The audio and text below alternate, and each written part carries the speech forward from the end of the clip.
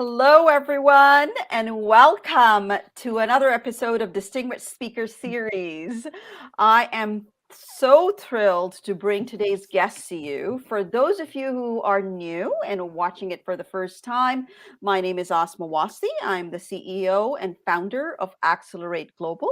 It's a online digital growth organization for startups and intermediate businesses, as well as for career explorers. Have a look at accelerateglobal.com and learn more about it. At the same time, one of my favorite things to do is to bring you entrepreneurs from around the globe and bring their expertise and skills to you, talking to them, finding about how they became the entrepreneur and who they are and what they do. And I am really happy to bring today's guest to you because she has a special connection with Accelerate Global and with myself, and I'll talk about it as we go along. Welcome, Simone Sauter. Thank you, Simone, for giving your time to us today, and welcome to the Distinguished Speaker Series.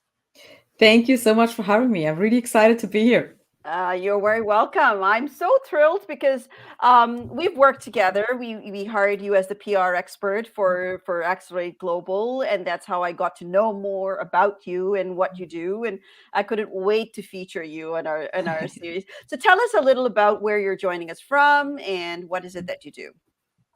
So I join you from the Netherlands. I'm originally from Germany, but I moved to the Netherlands for love purposes, like almost 5 years ago. And I am a PR expert, and I help coaches and consultants to get featured in prestigious magazines and podcast shows so that they get seen, heard, and highly paid. Wonderful. That sounds exciting. Have you always been doing that? No, I haven't. Well, yes and no. So Uh-huh. my background is in journalism and PR. So I have more than 20 years experience in the media and PR world. Mhm, But I used to be employed. I mhm, used to work for companies like big companies. I will like not say the brands. So the mhm, Fortune 500 companies mhm, as PR manager. mhm, But then something significant happened in May 2012.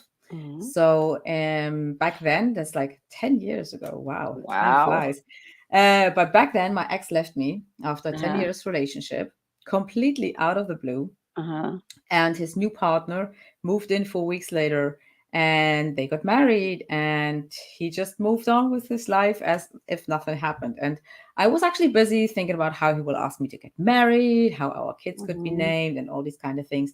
So for me, my entire life fell apart, mhm, and it took me, well, a good 2 years to get back on my feet. mhm,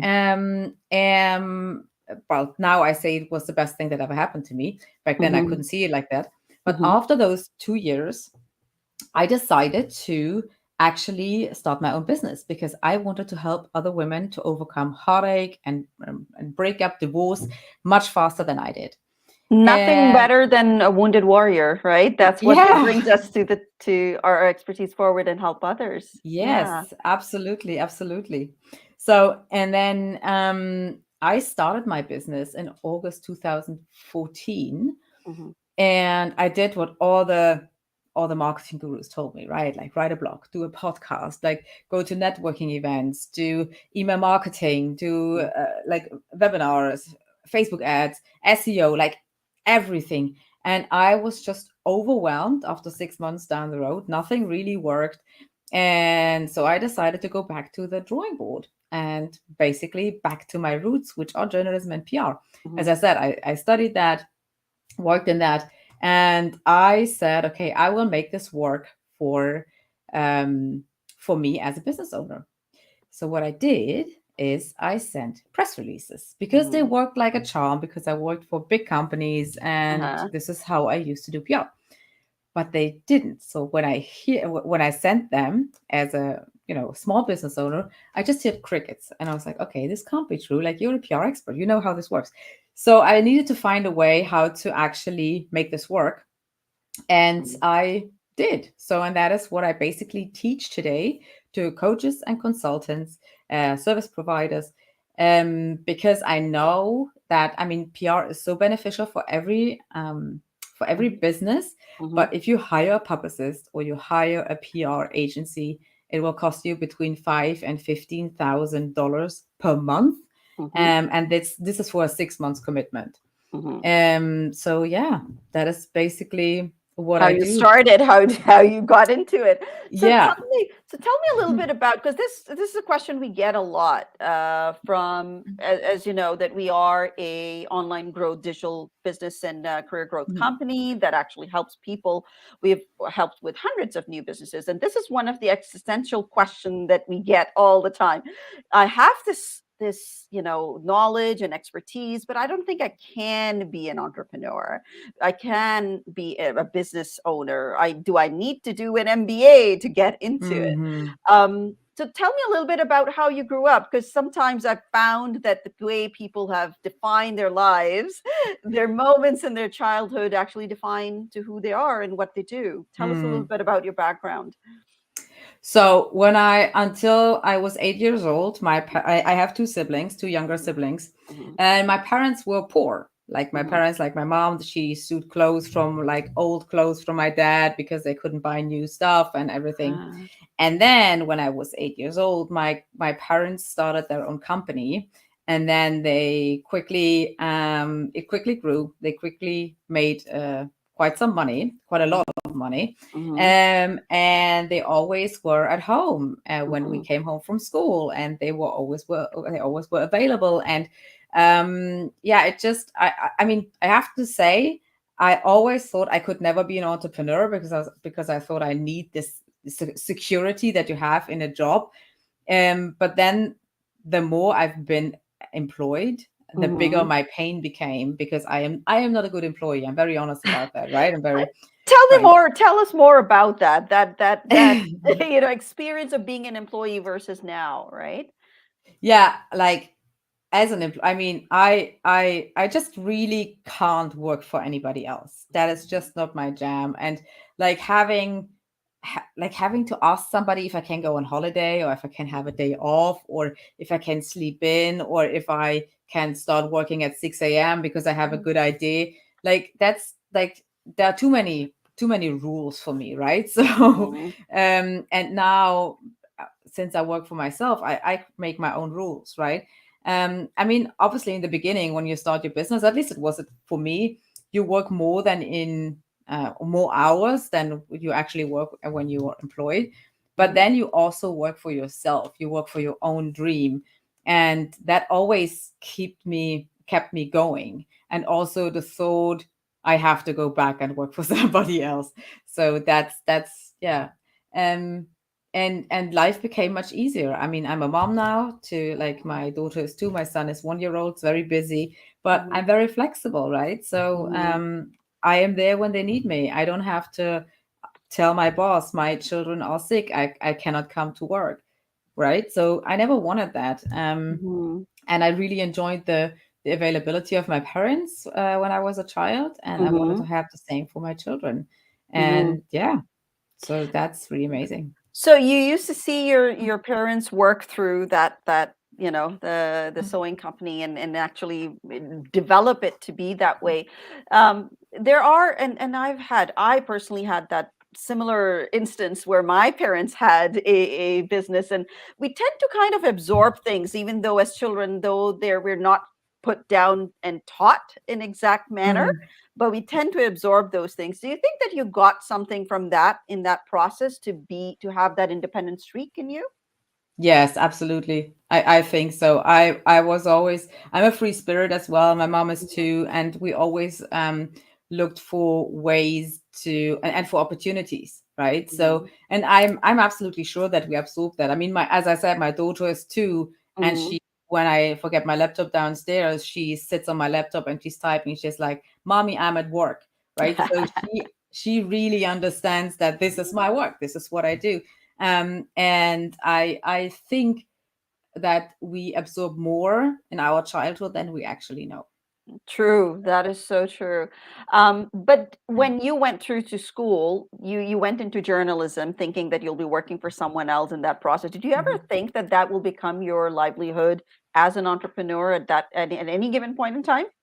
No, like to be very frank, even like so I did the breakup and divorce coaching business, and I used to live sorry, as a digital nomad for 3 years. So I Mhm. traveled between Mhm. Asia and South America, Mhm. and I was a member of a lot of entrepreneur Mhm. networks. Still am, but when I was traveling, I met a lot of other entrepreneurs, and they asked me, "Hey, how did you get featured in Cosmopolitan? How did you get Mhm. into InStyle?" And Mhm. so for me, that was second nature. So I didn't even Mhm. think I could make a business around that, right? So, and I think this is Mm. also a mindset thing that a lot of people, especially very often women, have, that we ask ourselves, is am I good enough? Do I bring Mhm. enough to the table to actually run a business?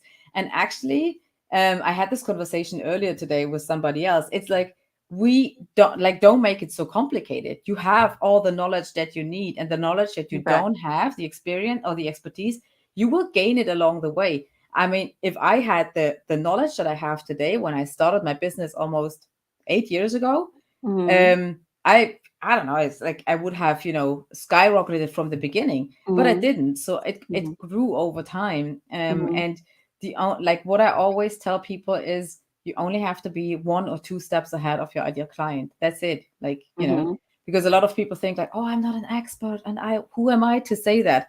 Back then, Right. with my breakup and divorce coaching business, I didn't study psychology or anything like that. The only thing that I did is, I read a lot of books. I went on my spiritual path, and I healed myself, and I Mhm. knew how it felt. So this is how I could build up the sympathy and the empathy, right? Mhm. Um, and I just had a couple of strategies how that really helped me, and out of that, I created a framework and a system and like a program, and Mhm. obviously coaching. I mean, with that, That actually that helped you. So you had real life experience of it Mhm. that you were actually transferring to other people. Yeah. And I'm so glad that you mentioned that, especially around women, that they, have this kind of a syndrome, like literally that, I'm not good, that not good enough, Mhm. or to impart that knowledge into others. And also to hire people. Don't be afraid. I have learned along the way, and again, you're right, because when I was an employee some years ago, I was wearing my employee hat, which was Mhm. very different. It changes your thinking and mentality to versus an entrepreneur hat, a chief executive hat, a person Mhm. who runs a big multi-million dollar corporation, and you have to treat it as it is a multi-million dollar corporation today, not Mhm. when you start earning. Mhm. And then hire the people. Don't be afraid of reaching out and hiring the right people that will guide Mhm. you in that process, because the return on that investment is multifold. We don't even Yeah. realize in so many different ways that you've done it. So you work with people in that process, in that Mhm. entrepreneurial, your own entrepreneurial journey. So tell me about what was the most challenging thing in your own entrepreneurial journey from when you started, because you did started with being a divorce coach and then went on to Mhm. become the PR expert, right? Well, looking back, it's my head, my mindset.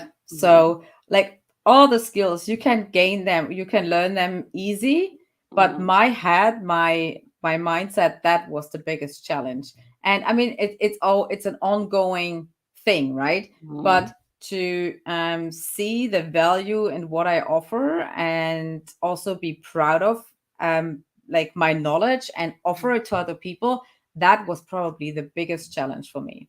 So the rest, like, I mean, I'm a tech person, I'm an easy learner, so Mhm. that was all fairly easy. But Mhm. then I always had the feeling, just one more course, just one more program, just one Mhm. more coaching, just one more coach there, one more mentor there. Mhm. And I mean, I spent a good six figures on my own coaching Mhm. journey and skill Mhm. development. So yeah, yeah, bottom line, it's my mindset for Mhm. sure. And we all continue to, as you said, work on it consistently. There are days, I think one of my posts today on LinkedIn talks about being motivated and how to stay Mm-hmm. motivated in that process, because your mindset plays tricks on you. There are good days and there are not so good days. But Yeah. when you're at the bottom of the mountain, it's the beginning of the other mountain that you're going up, Mm-hmm. right? At that process. What was the biggest achievement that you found in this whole journey? I know you said you're your own boss, you'd write your own time, and schedule, but just looking back in this process of being an entrepreneur and being your own CEO and having to live the life that you love, because that's Mm-hmm. what you enjoy, what has been your accomplishments throughout? Well, so I would say two things. Like the first thing is the feeling of freedom. Like how I feel now is so much different than how I felt 8 or 9 years ago. I Mm-hmm. just feel free, like Mm-hmm. time wise, financially. I'm free of my ideas. I can try things, and they can fail, and nobody will just be upset with me because I'm responsible for myself. So Mm-hmm. this is like like a win on the feeling side. And then Mm-hmm. as another accomplishment is I have published a book, or I have published two books actually, but I have published a book which one I got an offer from all my PR that I did for my own business, and Mm-hmm. that book also became a best-selling book. So Wow. that was really quite a moment. So that was really awesome. Yeah, Congratulations. thanks. Congratulations. You want to say the name of the book, and we'll put that at the link below also on our It's a German book actually. It was the book like on for my breakup and divorce coaching business. Mm-hmm. It's like Okay. how to heal your broken heart, a step-by-step guide to become happy again. But it's Oh, in nice. German. So Uh-huh. yeah, but that was really awesome, and I published it 4 years ago. It's like a long time ago already. So yeah, that was Uh-huh. really awesome. Talking about mindset, I'm going to touch upon that a little bit. Given your mindset, what it used to be to where it is now, your 8, 9 years journey, Mm. how do you see yourself and how do you see your mindset changing and the way you approach things now? Well, I mean, like when I started, I was completely insecure. I didn't really know what to do. I didn't actually understand how much I helped people Mhm, with my breakup and divorce coaching business. So back then I started for like $50 an hour, mhm. which is something that I seriously can't imagine to do today because it's like, okay, wow. My But first client was $99. I remember that. yeah. And it was so underpriced that I can't imagine doing this ever. Yeah, but I was so proud. Yeah. I remember I called my mom. Yes, I called my mom and I said like that I just got the first client. They really pay me to talk to me. And Yeah. I'm like, that was really amazing. So uh sorry, what was the question again? I was just like, Your journey of your mindset that we were oh talking about, yeah. right? From back Yeah, when. so Yeah. back then I was really insecure, and it's really difficult to actually put it into words. Today I look at myself and I'm proud of myself. I'm proud of what I do. I know what I'm capable of, and I know what I can bring to the table, and that just changed everything, right? So also like if we look at sales, for example, I really struggled with sales in the beginning. And why? Because I didn't have the self-confidence. I didn't Mhm, understand the impact that my work has on the people that I worked with. And if mhm, you don't have that conviction, and if you don't have this knowledge and this feeling of self-worth, you're mhm, not able to sell. And now I get on the phone, I know exactly what I bring to the table, what results my clients get. And I just self-confidently present what I have to offer. And I also say the price, right? And mhm, I mean, I sell high tickets. mhm, So mhm. and it's not a problem. But Yeah. like when I remember like the first calls back then, even for $50, I was like, yeah, it's $50 an hour, Mhm, and I know it's money. So I was, just justifying that I will charge people for my work. And now it's just like, okay, look, this is what I bring to the table. This is the benefits for your business. This is what's your investment. And then mhm, it's up to them, right? So yeah, but that is really something that also comes with experience, that also comes with the years, mhm, and that also comes with consciously working on your mindset. Like I did mhm, a lot of work around my mindset. Um, and I think somebody who really helped me is Amanda Francis. I don't know if you know her. She's Mm-hmm. amazing. Like she's really, I don't know what she does, but she's amazing. So Wonderful. she has a great book that I would recommend. Um, so yeah, that's I think That's awesome. So that brings us to the fact, what is it that, how do you help your clients in this process? Because now that you do, what is yeah. it that you do for them? Yeah. So I help my clients to get featured in prestigious magazines or in Mm-hmm. podcast shows or both, Mm-hmm. depending Mm-hmm. on what they want. I have a framework for that, so which is a 6-step framework.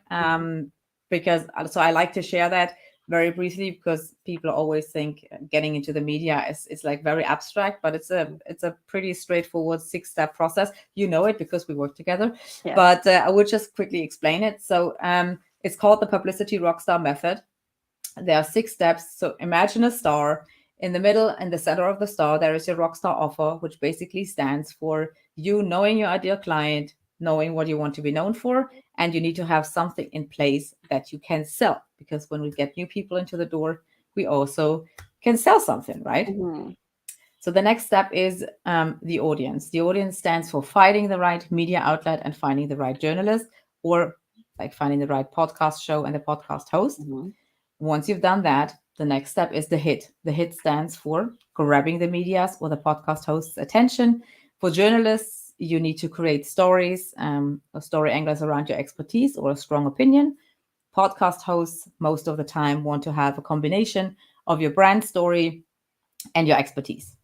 Then, once you have that, you move forward to the next step, step Mm-hmm. 4, which is the stage. And that stands for writing the pitch. So, when you write a pitch, so there are a couple of things that you have to take into consideration. The biggest thing is that you need to build rapport with a journalist and also with a podcast host. Now, then let's assume you get the yes, and it's time for the 5th step, which is the performance. The performance stands for either handing in your guest article if you pitched yourself as a contributor, or Mm-hmm. you do the interview when you pitched yourself as a featured expert to the media, or then as well for the podcast. Mm-hmm. And then the last step in the framework is the promotion. And that is one of the biggest steps, what most people get wrong. And that stands for leveraging your media coverage for clients, cash, and reputation. Mm-hmm. So most people share it on social media once when they have been featured. And I always say, like, think about all the work that you have put in there and all the effort. So share it more often than once. And there are also many, many more ways that you can use your media coverage to get new clients and to make more sales. That's awesome. I know it works because it's worked with us. That's how I got featured on a number of podcasts, and it's continuing to do it. So my question would be, and our audience asks that, why is it important to be featured and published in media or specifically in Mhm. podcasts? Well, first of all, you build your audience Mhm. using other people's audiences, right? So what most coaches and consultants do is they try to build an audience alone or build a Mhm. business alone. And by being featured in the media and on podcasts, you actually tap into other people's audiences and build your own audience from that. Mhm. So basically you get visible to thousands or millions of people. You Mhm. build your reputation. So Mhm. because um, when you get featured in Forbes, like Mhm. that's subconsciously people think you are better or you are worth more when you're featured in all these big media outlets, right? um, Perception. Yeah. Yes, yes, exactly. And I mean, you can increase your prices, right? When Mhm. people will see you as the go-to expert.